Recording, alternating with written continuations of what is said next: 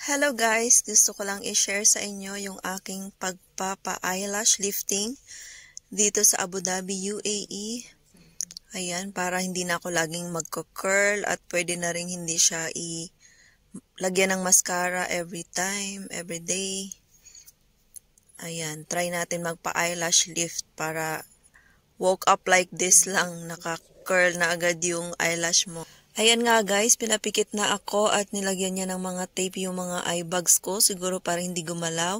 At may nilagay siya na pink, yan siguro ang susundan na shape para sa aking mga eyelash, para maging curl na siya. Ayan, at bago yan nilagyan niya muna ng product, siguro pampalambot ng eyelash para sumunod at mag-curl. After niyang gawin sa dalawang mata ko ay tinakpan niya ako ng 1 oras. Kaya ayun, sobrang medyo mahapdi siya nung dinilat ko yung mata kasi 1 hour ba naman. Ayun, parang may nakaano sa mata mo. Pero okay lang kasi worth it naman after. At tingnan nyo guys, abangan nyo.